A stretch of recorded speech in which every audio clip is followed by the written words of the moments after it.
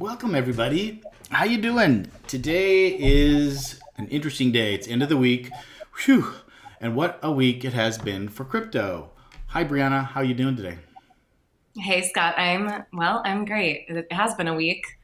It's flown by. Just 1 week ago, we were unpacking that conversation, that debate between SBF and Eric V, I'm going to say, on that Bankless, the Bankless podcast. And then everything hit the fan. So yeah, it's been crazy. It's been crazy.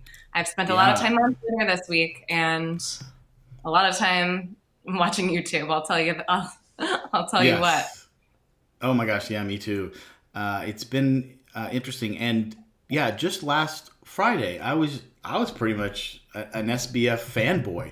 You know, just kind of like, he's a good businessman. He's doing this, and I'm just going to start off the show. I don't know if Petya, if you're watching, but yeah, I have to apologize to my dear friend Petya because I was like, she definitely saw something wasn't quite right with Mr. Sam, and she's like, he's not looking at the camera, and I think even she could see something in his eyes, and I'm just like, no, I beg to disagree. It's like, Sam's a good guy.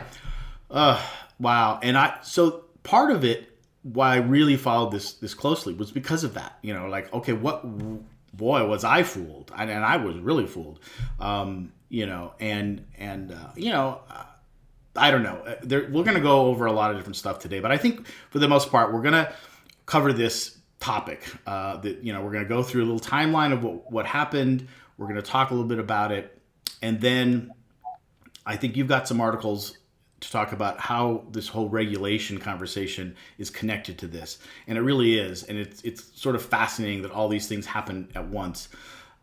So other than that, let's see. It's been really cloudy and snowy here in Montana. Have you had the sun? Did the sun ever come out in your neck of the woods? Here in North Idaho, yeah, we've had a little bit of sun, but we have tons of snow. So. Oh, you do? You still snow. We don't have that much left on the ground, so yeah. But I haven't seen the sun much. So, so as some of you know, I've moved to Montana, and I was living in Kansas City before. I grew up here though, but I haven't been back here for like 35 years. So I've never spent a full winter here. So this is quite interesting now. And I have to tell you that although I'm enjoying the snow and it's nice, I feel okay about it. I can tell that with all of the cloudy days and kind of the snow on the ground and, sort of sub 30 temperatures, I'm in the mood to just like hibernate, and snuggle up with a book in front of the fire. That's like all I want to do. For sure. For sure. I'm right there with you. That's why there's so many great lodges where you are. There's Yeah. those nice cozy lodges with the fireplaces and yeah, love it. Yeah, yeah, and it's funny because I haven't actually snow skied for, it's been probably 15 years now, and or maybe more, I don't know, but I'm anxious to get back on the ski hill. But I really feel it's probably going to be one run, maybe two, and then the ski lodge with the fire, the hot toddy. That's probably about it for me. But I'm excited. Yeah. Yep. Me too. All right. And more time for us to focus on what's happening in crypto, which is so much. And I know you were saying that you were kind of making videos in your time just to keep up with everything. Yeah. So much to summarize. I don't even know where to begin. That's a good Where do you point. want to start? Let's do this. Let me, and I'm not even going to share my screen. I'm just going to kind of, I took some notes, and basically I'm just going to kind of read, from these. I thought it'd be helpful to kind of look back. This isn't an exhaustive list of what happened in the timeline, but that's kind of what I'm going to start to do. So, and I will really start, and this is, I messaged you, I messaged Brianna midweek, and I said, we were kind of on top of this thing because we were talking about Sam on Friday in our last show, right, with Scott Herman. And we were talking about all this, and we're diving in deep, and I thought we only got through like one or two of his blueprint, and for those that don't remember, he had put out a blueprint on regulations. And as more people know now, but maybe not as much then, he had been courted, if you will, by regulators and maybe the White House, and he'd been up on Capitol Hill and he'd been testifying, and he was a proponent of looking into the details of regulation and what could be regulated and what he thought was appropriate or not. And he put out this blueprint, which was just like that. It was just his ideas and blueprint on what he thought regulation might look like in the crypto space. And we were unpacking this, and it was just sort of out of the blue that we decided to do that. But we only got through the first couple. We didn't even get into the more detail. And I thought, okay, we'll do this. We'll do this a little bit each show for the next maybe month or so, with no immediate timeline. And I thought it was interesting at the time to be looking into, at the time, one of the most vocal and big shots, I guess, in crypto that was connected to regulation, to the people in regulation, that would have influence over regulation. And then, literally probably that night, but for me, it was Saturday morning, and the shit hit the fan and all this stuff's coming out. So apparently this really started on November 2nd when CoinDesk published an article about a potential liquidity crisis going on in Alameda Research, which is FTX's trading company. It's owned by Sam Bankman-Fried.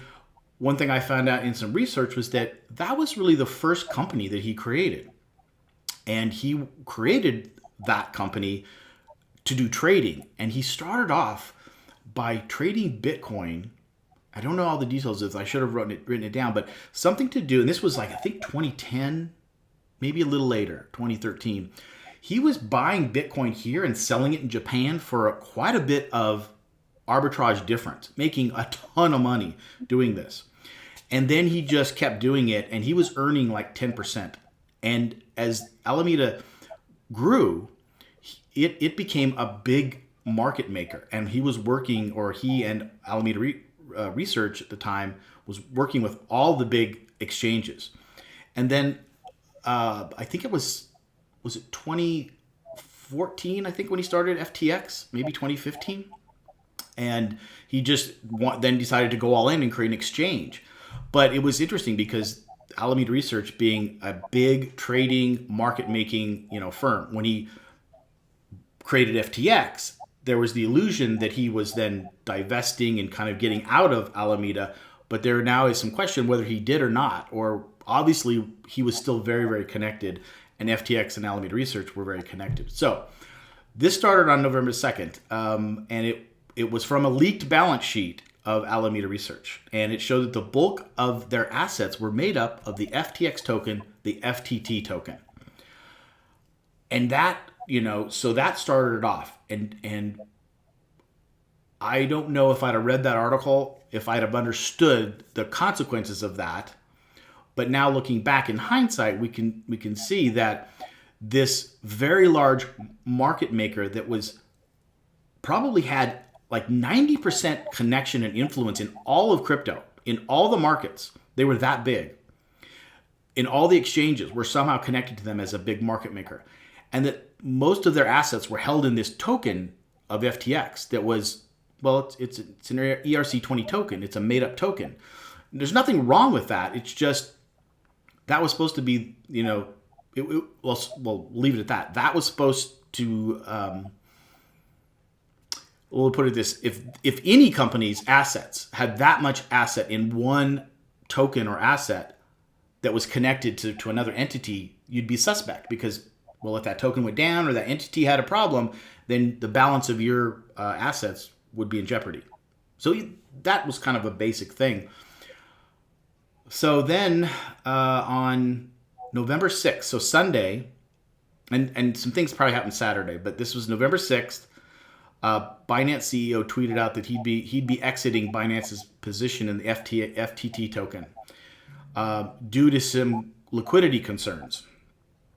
Now, I thought when I first read this was that this is CZ, because he did have a tweet that was out there that said he didn't want to participate with somebody that was throwing other crypto competitors or other crypto organizations under the fence about regulations, implying that he wasn't happy with Sam's view on the regulations, right? And so this was sort of my thought. It's been talked about that may be the case.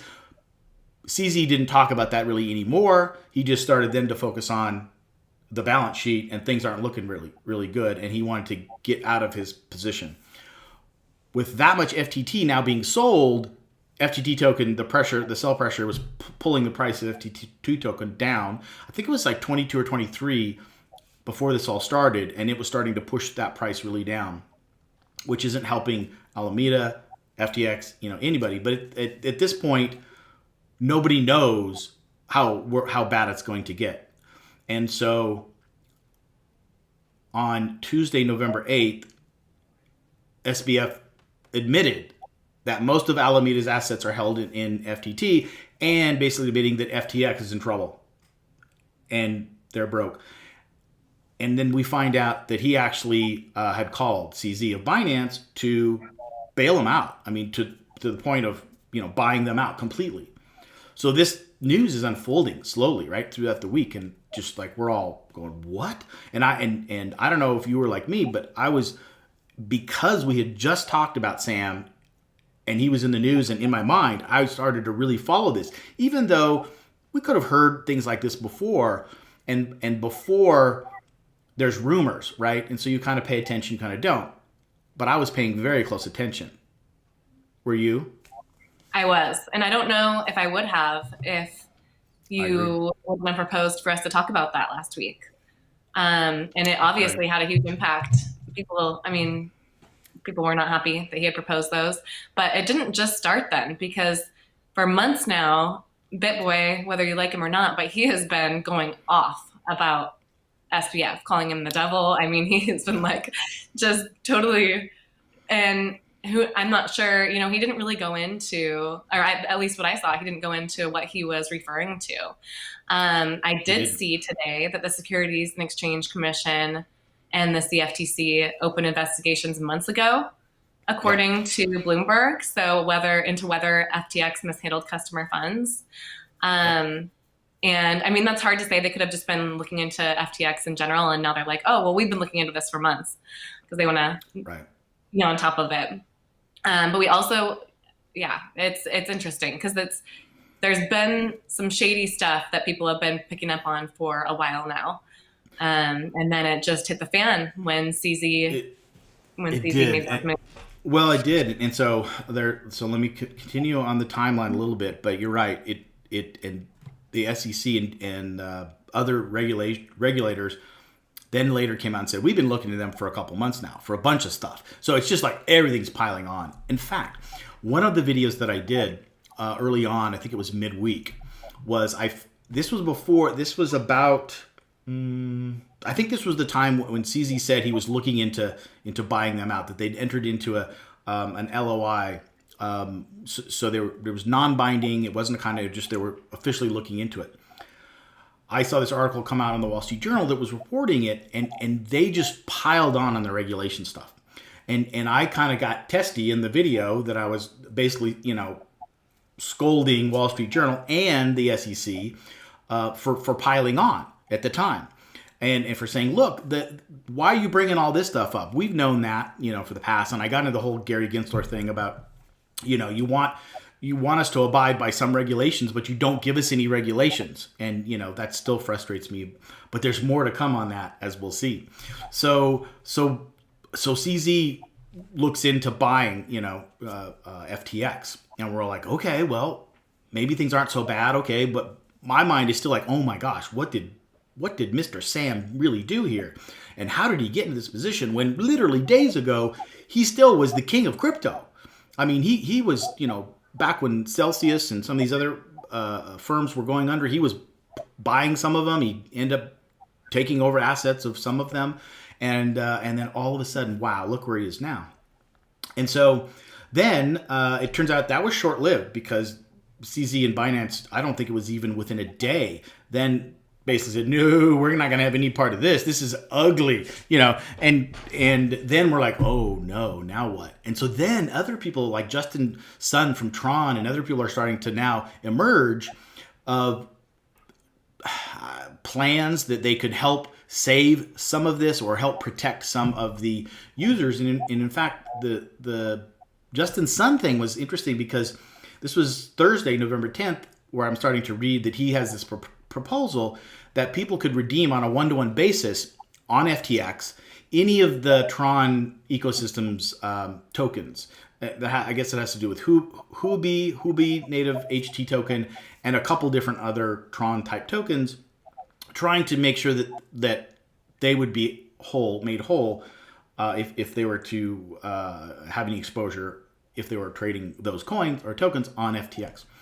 And in fact, I don't know where that deal lands at this point because things continue to get worse. Now, so this is Thursday, and I think on Wednesday is when the market starts to get really iffy. But by Thursday, Bitcoin and Ethereum and everybody drops like about 20%. But by Thursday night, they're leveling off again. And I did another video where I just did a quick check and I went through CoinGecko and I just started looking at the prices Thursday night and just kind of saying, interesting. On a 7-day basis, they're down quite a bit. On a 24-hour basis, they're down. But in the 1 hour or 2 hour, they're back up. So by Thursday evening, it looked like the market had settled in a little bit. And then I think it's continued to go up a little bit from there. But then, and I'll just round this out, then I start hearing articles about the SEC and the CFTC that they had been investigating FTX for months. And there was also, I believe, the Texas Securities Exchange specifically was looking into this, and they may even have a lawsuit, against him. And so obviously, even a couple months ago, there was some concern that FTX was misusing customer funds. And I think let me just make a comment here, and then we'll kind of open it up, because I really think that this is the part that people are upset. They're now looking at a criminal issue here, and it may be even deeper. But from my perspective, what we're seeing here is that FTX was using customer assets, customer funds. So if you use them as your exchange and you bought Bitcoin or Ethereum on FTX and you were just holding it there, maybe you were staking it or just held there on that exchange, that they were using those funds as they were investing those funds through Alameda into risky investments. Because Alameda generally was investing in a lot of risky, high yield return kind of stuff. So although I don't know specifically what they might have been investing in, that right there is a no-no, and that wasn't disclosed.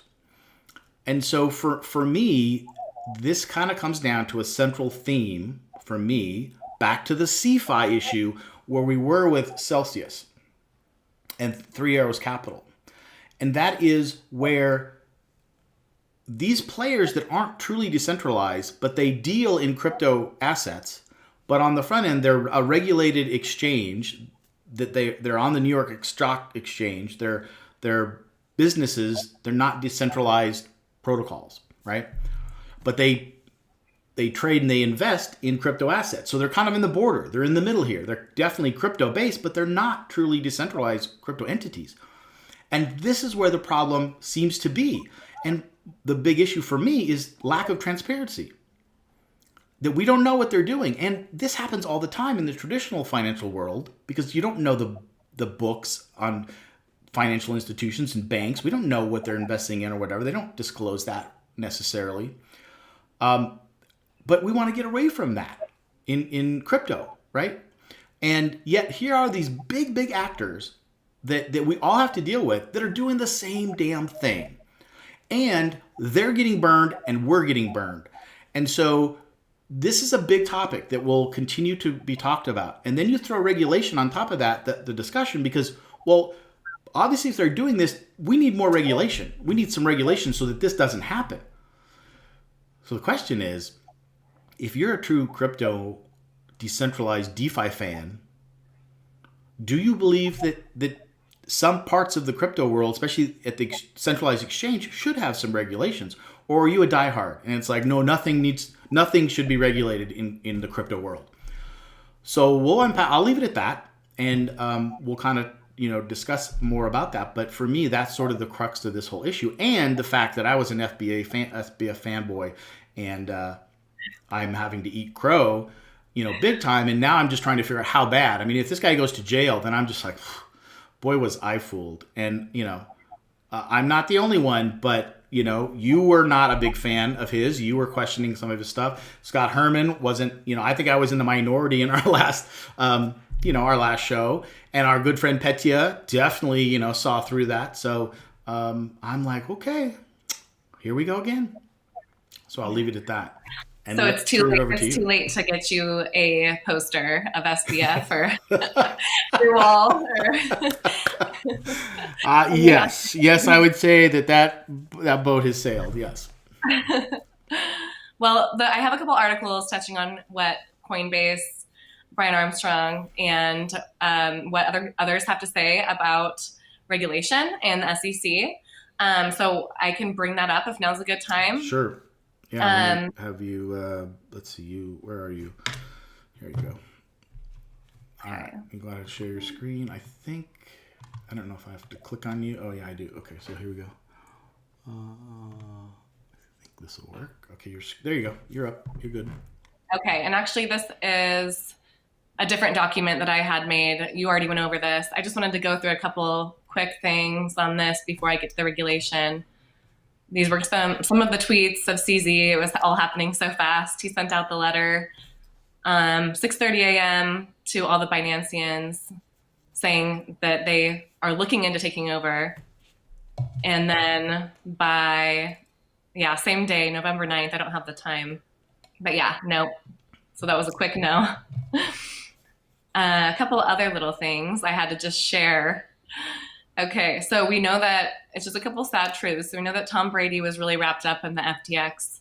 He was promoting it. And I just have to share this because did you see this? No. Okay, so I haven't seen Tom Brady in years, and I didn't, before I read anything, I thought this is what he really looked like. And it says Tom Brady near his FTX investment. Oh my gosh, I had to laugh at that one. You do, but you owe him to show a picture of what he really looks like.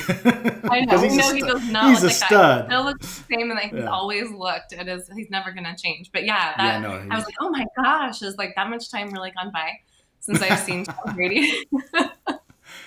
2045. That's awesome. The other thing that caught me off guard is that we have FTX on the World Economic Forum's website. So that, I don't know, that could be one reason why there was a lot of hate coming in there. Well, I think, a lot of companies that are going to have to unwind now from FTX because they were really good about promotion. I mean, they have the arena named after them in Miami.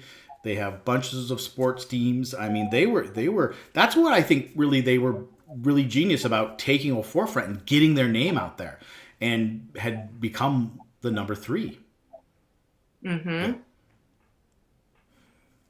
Okay, so here is what Coinbase Ripple CEOs blame SEC for FTX user strife. This will be interesting. The FTX brouhaha, is that a word? Brouhaha. Oh yeah, that's a good word. Brouhaha. Brouhaha. It's a fight. Okay. It's a fight.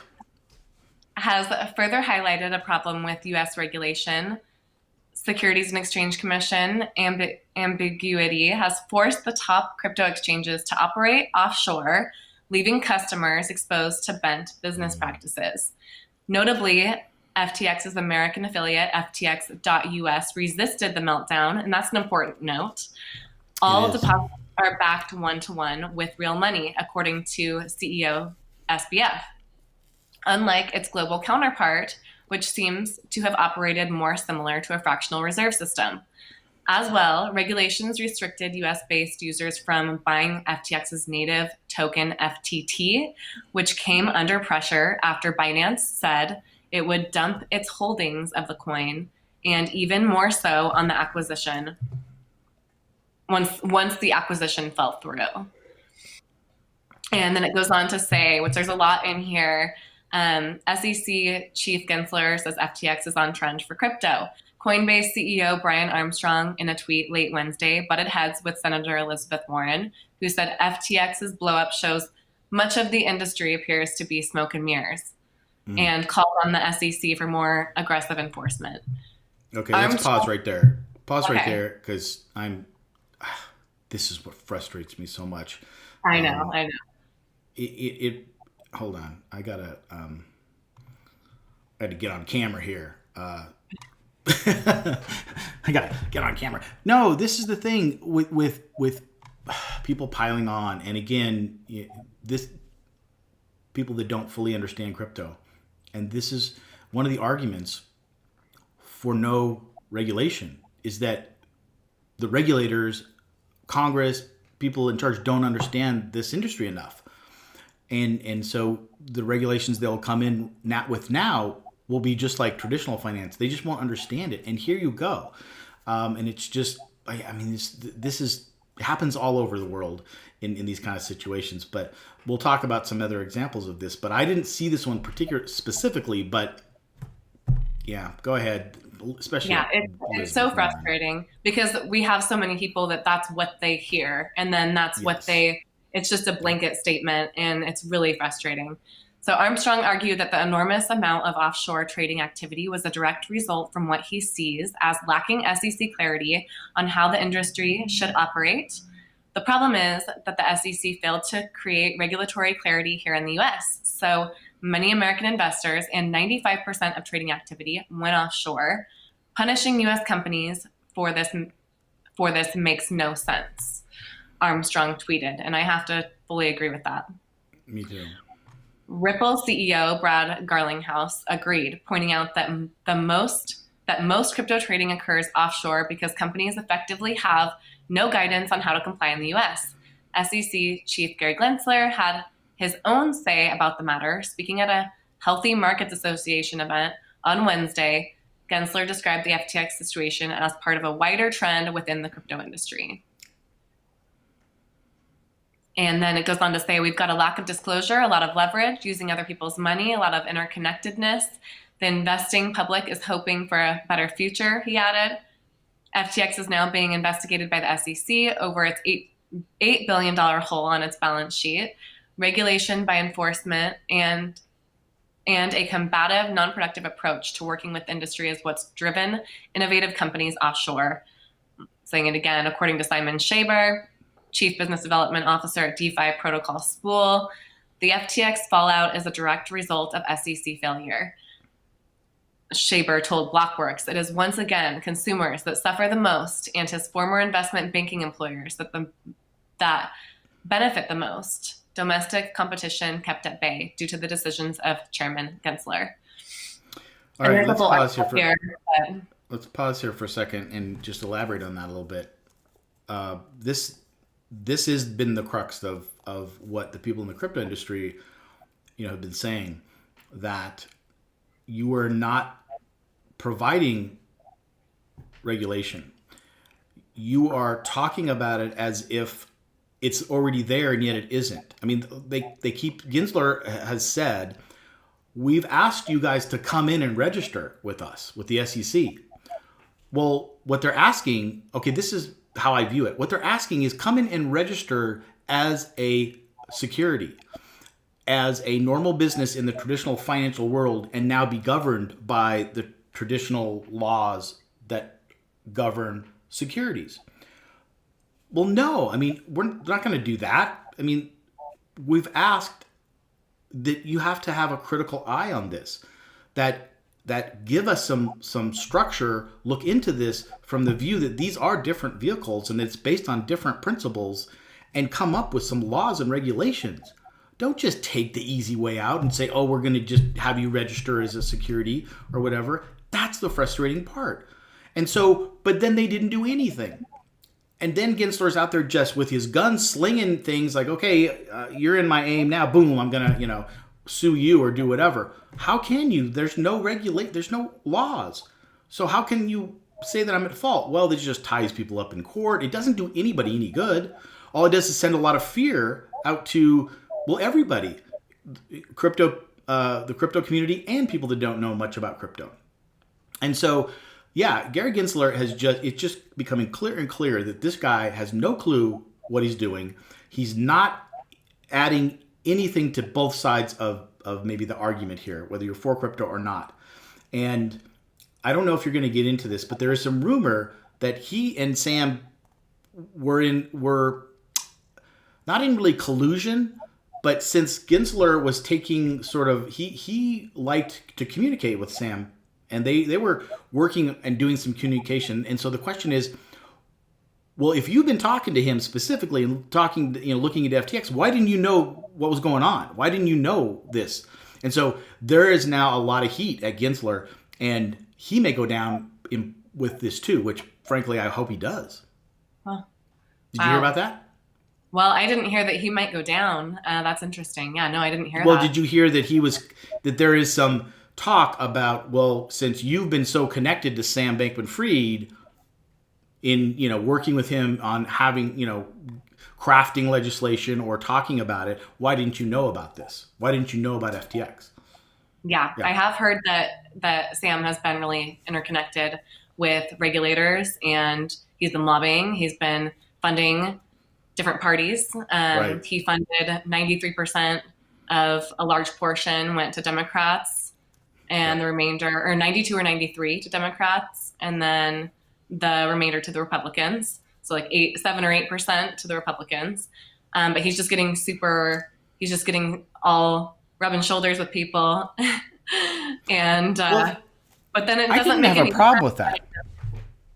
That was the thing, is that I didn't have any problem with that at the time, because I'm like, oh, look, as a businessman, as one of the larger exchanges in here, he should be communicating, because that's what we needed to do. We needed the crypto community to get together with the regulators to discuss, to figure out, to educate them, whatever. I thought this is what he was doing. Frankly, he probably was trying to do that. But obviously he like he said in his tweet, he effed up. And how he effed up was he mixed Alameda and FTX and customer funds and as a in the traditional finance, that's very regulated. Banks don't mess around with customer funds. I mean, they invest funds that they make loans, get deposits from, but it's very regulated.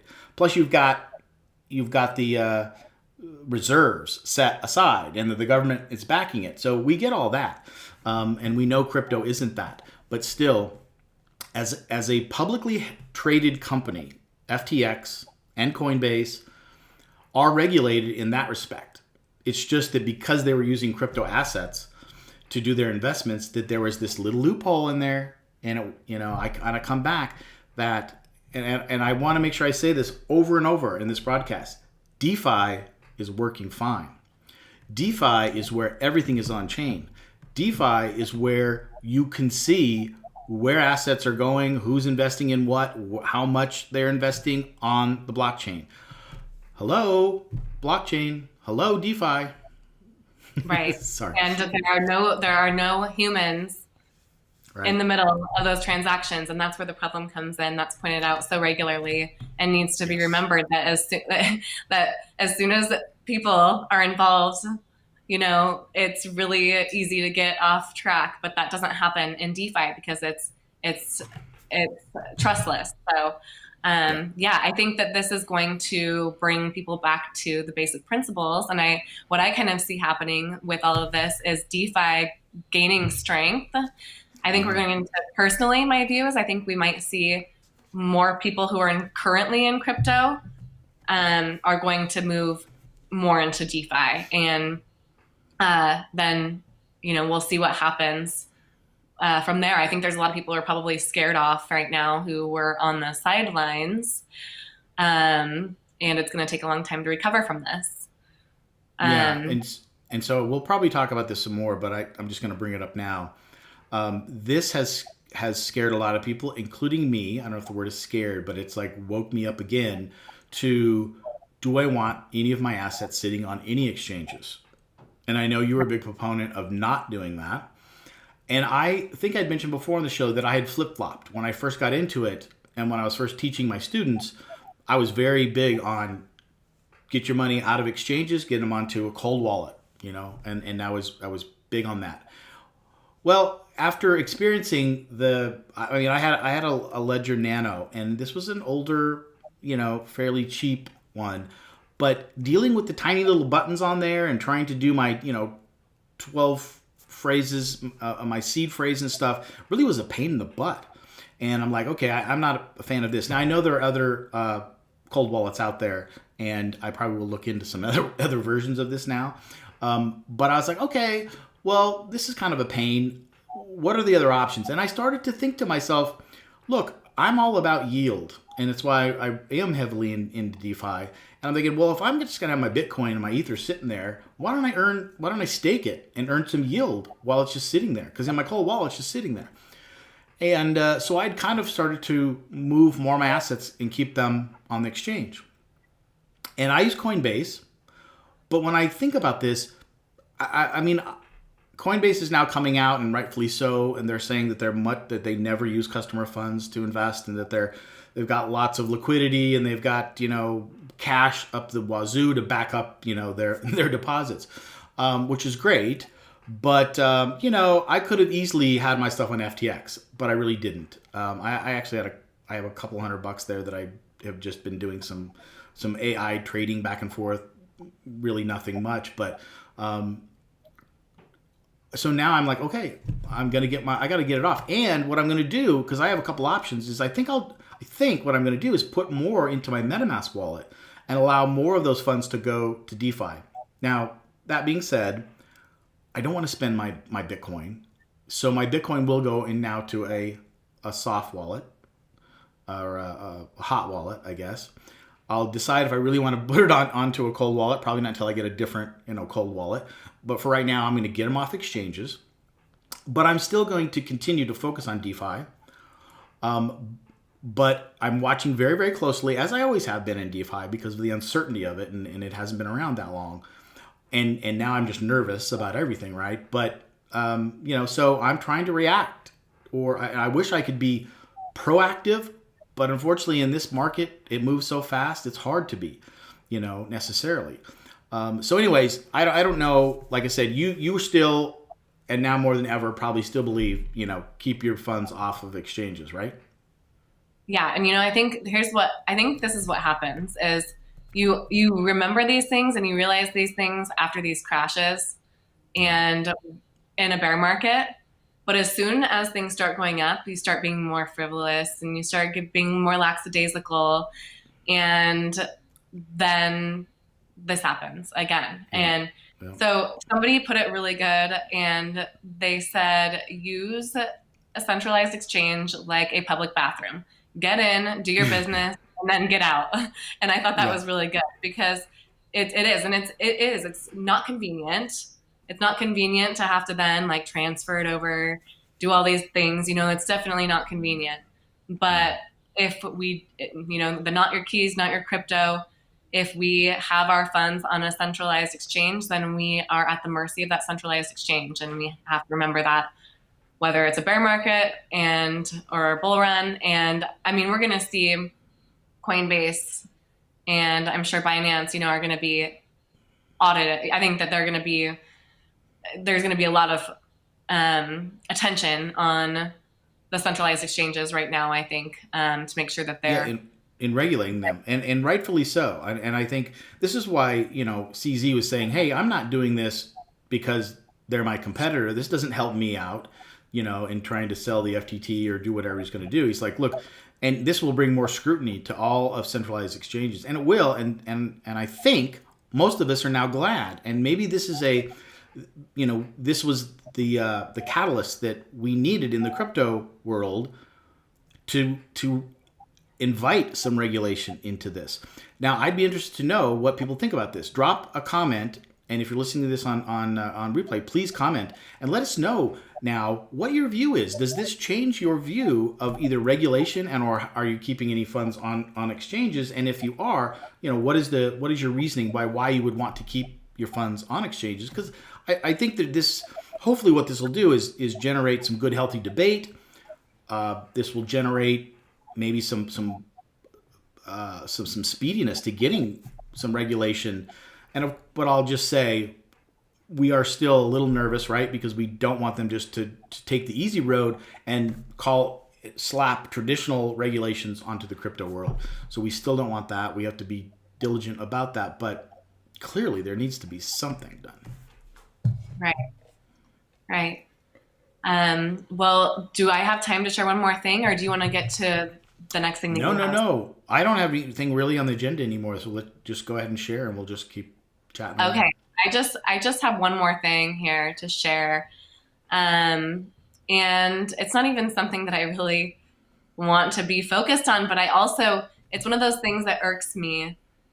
And if you're new to crypto, or if you're interested in learning about crypto, please don't learn from Yahoo Finance or from mainstream. And this is why. This is the kind of these are the words that these people use. And I watched a YouTube video. I was just curious what the mainstream was saying about this. And there was this guy. It was a little panel. John Stark with Duke University. He's an attorney. The other individual was somebody who was involved in the SEC. And what he says is the FTX collapse is worse than Theranos, which I don't even know what that is. Theranos. Yes. This was a very high level tech company that actually was frauding, saying that they had all these customers and clients and could do these wonderful things, and they didn't. It was a big deal in the tech world. Okay. So and we know Madoff, right? Yeah, I do. Yeah. And it's just this terminology that's used, and I just don't think that you can see very clearly as somebody who knows even that there's differences between DeFi and, just they make these statements, and it's really frustrating because to somebody who doesn't know anything about it, you're going to be so scared off by the way that they just use this terminology and this language. And so what this guy says, this John Stark guy, he refers to crypto as beyond the Wild West. He calls it walking dead anarchy. And he goes on to say there's no regulatory insight, there's no transparency, etc. But he did also say the Department of Justice is getting together with the FBI on Friday. He says whistleblowers are mobilizing, informants are mobilizing because they are seeking immunity. The DOJ will begin the criminal investigation and says there could be arrests. He continues to state that the SEC has brought over 100 cases and they haven't lost a single one in the area of crypto. They've been very aggressive on enforcement of crypto. His views is the SEC will sue more of these exchanges, in his view, starting with Coinbase. Now, I don't know what there was no further explanation as to why he views that, but then he goes on to bash crypto, and these are the kind of things that he says. He says, Crypto is the greater fool's theory. There is no intrinsic value. And then I put my notes here. All value is subjective. He says it's too volatile to be a currency, and that's what stable coins are for. The only thing crypto does really well is provide a way for criminals to commit horrific crimes, he says. Terrorism, he says, a report just came out yesterday about Russia using crypto. North Korea is using it to build its nuclear weapons arsenal. I mean, is that not what the dollar does? I mean, is it not, don't taxpayer dollars go to the creation of nuclear weapons? I mean, and what is the US dollar base? It's backed by money printing. I mean, this kind of stuff just irks me. And I really hope that people see beyond this, and because we're not having productive conversations, and there's it's like crypto's just generalized into this one entity, like this one thing. And in the mainstream, there's no talks about like, oh, why isn't Elizabeth Warren saying, well, what is this DeFi business? Let's look into this. Why is everybody so excited about this? Oh, it brings financial freedom. Let's pursue this. Let's learn more about this. Like, can we make this work? And it's just really frustrating because there's none of that. I mean, it's like, it's frustrating. It's an uphill battle. Well, and it's people that, like in Elizabeth Warren's case, governments don't like to lose control. And so they're fighting for control. Any banks and anybody connected with traditional finance is fighting for some control. On the other hand, they're speaking out of both sides of their mouth, because on the other hand, they're investing in crypto and in Bitcoin, and because they see something to it. But on the other hand, they're like, this DeFi thing, I don't know about that. Bitcoin, we can invest in that, but this DeFi thing, of course, that DeFi replaces traditional finance in a lot of ways. So this is fear. I don't know who this guy is, but he's, he's just capitalizing on the fear, of it. And, shame on Bankman-Fried for putting us back here again and to allowing this all to happen. If the guy was ever sincere at all about loving or liking or wanting to help out the crypto world, his selfishness or whatever, greediness, because the guy was smart, he was brilliant, some say he was a genius, but again, that doesn't stop you from being stupid. Right. And just greedy. Like, how do you let that happen? It's just mind-blowing. Mind-blowing. It is, and so this supposedly leader in the crypto space would allow this to happen, would violate just that basic principle of not messing with customer assets, and allowing anything like this to happen, that now puts the whole crypto space and industry into jeopardy, into disillusionment, into fear, and as we want more people to come into the space and see how wonderful it is and how freeing and liberating it can be, then we have to deal with this again. So there is a lot of frustration. We talk a lot about on the show trying to be as positive as we can, and yet it just seems like week after week, me more than anything, have to bring up these negative type issues and stories, and I just can't help but let my frustration out. Even when I don't really want to, I can't help it. If I get on these topics, I can't help whining about it and being angry about it. And it pisses me off internally, because I really want to be hopeful and positive. And I know it's just me, but I also think that if we don't talk about this, then we're just wiping it under the table, and we're just living in la la land, in fairyland, and we're not. We're serious people that have come across this new way of freedom and value and being able to earn an honest yield, and into the excitement of the future and technology, and not be fearful. And I think that's a big thing. It's like, right? People in crypto are not fearful of the future. We're positive on the future, and we want to participate in it. And so, our message at the end of the day still is it's a wonderful place. Let's more of us get involved and reserve judgments and fear and just be open to what's out there. And, I'm about to launch, my crypto program literally within a couple of weeks. And now I'm going to have to fight this even harder because I'm going after, I'm trying to introduce new people to crypto. And so maybe it'll be a good thing, that I'll get to talk to some of these people that have heard all this stuff on CNBC and, Yahoo Finance.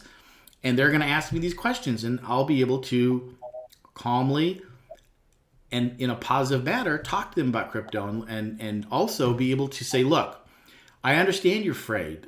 I understand that there's fear, but let me help you. I'm going to hold your hand. I'm going to be there with you. I'm going to go slow. I'm going to explain all the answers and to your questions. And you're going to see that it not only is it not so scary, but if you go slow, if you're patient and you understand really why the crypto industry and Bitcoin was even created, you're going to get excited and want to participate in this industry too. That was really well said. And, I think that I can't emphasize enough how much courses, because I think that is a big part of it too, is people just don't know how to get started. They don't know, right. And I just had this discussion with my dad this morning when I was kind of talking about what had happened.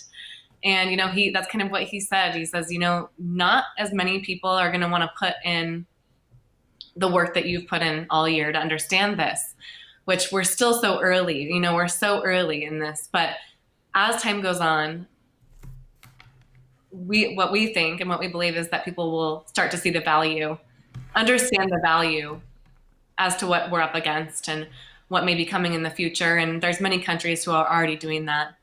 Some not so fortunate countries who are doing that because they're not just flying high every day like we are in our country.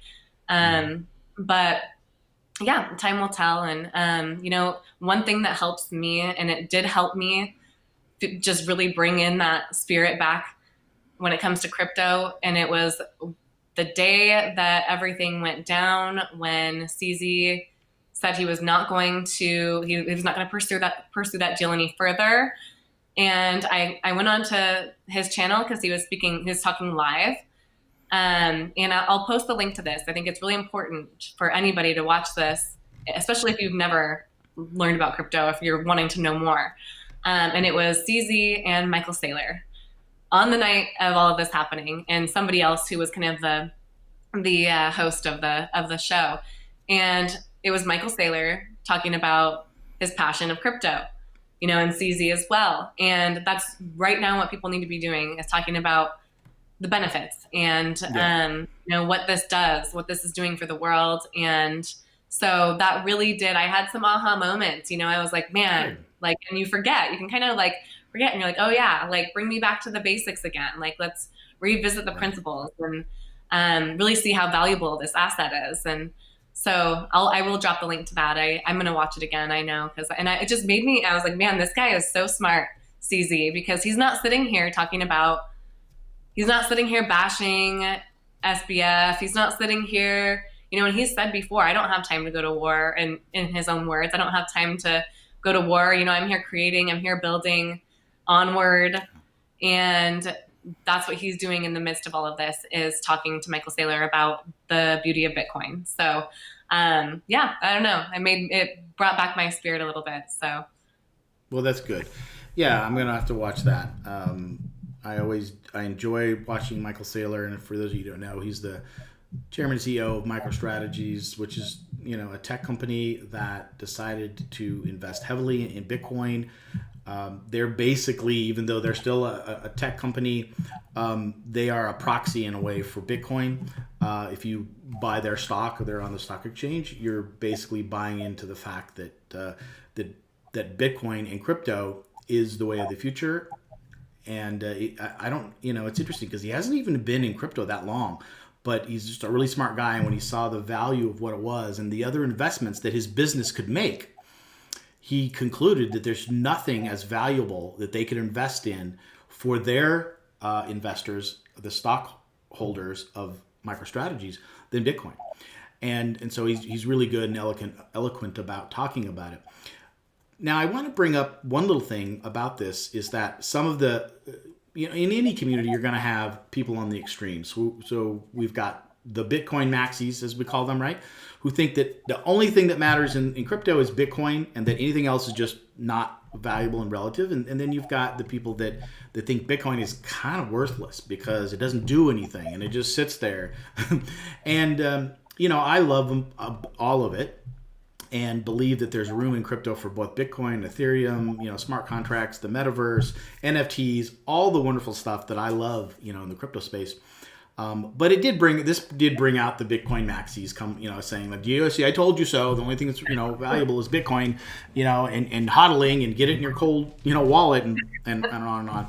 And, that's fine because, in a way, if it does, even if some people that don't understand crypto very well, and they even have the idea that that Bitcoin seems to be a safe place, that even if these exchanges go under, if people were to buy Bitcoin, unfortunately, if they held it on FTX, that they couldn't get their Bitcoin right now. But basically, that Bitcoin is a safe place to be, and that it's not crazy world like maybe some of the other areas. That's good. I just think that in general, like we both said, the space in general is for the future, and it's for technology and a new way of doing business and finance, a new way of being regulated, a new way of ownership and value. And let's just bring it back to the blockchain. And I don't think we can say this enough about the transparency that the blockchain brings. And the fact that this guy from Duke or whatever, is talking about criminals, truly, if we were to move even more decentralized on the blockchain, criminals would never be involved in there because you can trace every step a criminal makes with the transactions, right? And so even though there's still talk of this, for a criminal to use Bitcoin or any blockchain-based transaction to swindle people out of their money now, just doesn't happen anymore because they'd be stupid to, because they can easily trace it back to them. So even if they were to get funds that were in Bitcoin, which is on a blockchain, they couldn't get them out. And we were talking last week about, Tornado Cash and the fact that the blockchain tracks all the transactions, and that if people were doing illegal transactions through Tornado Cash, that's all traceable. And it's really hard to get your funds out once you're in the blockchain, right? Once those transactions are on the blockchain. Now, the whole Tornado Cash thing and privacy is kind of a different topic, but when you're talking about criminal activity in the true blockchain, it makes it harder. Yeah, I think that this has been good. I'm glad we kind of for me it's kind of a wrap up. I'm kind of ready to move on now. I think we'll find more things that will come out about FTX and maybe some other players involved, and we've got the securities.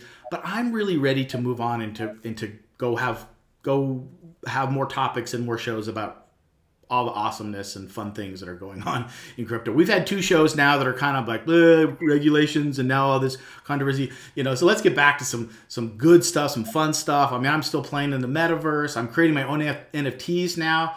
I haven't minted anything yet, but I'm working on my own artwork to do that. So fun stuff. Yeah, I agree. I'm ready to come back to the light.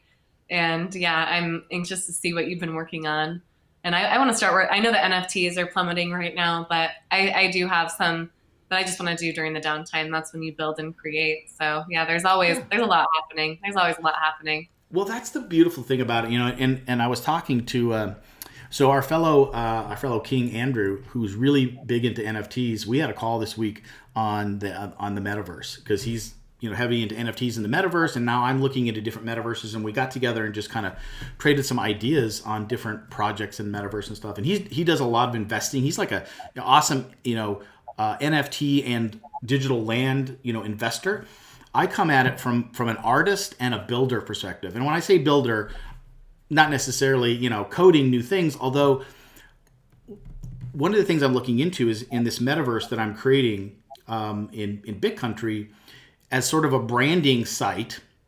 It allows you to actually put you could put games on it. You could put smart contracts on it. Now, I don't know how to create either one of those things, but I can hire somebody to create a game for me or a smart contract that maybe does some cool DeFi things that maybe mix some gaming and DeFi.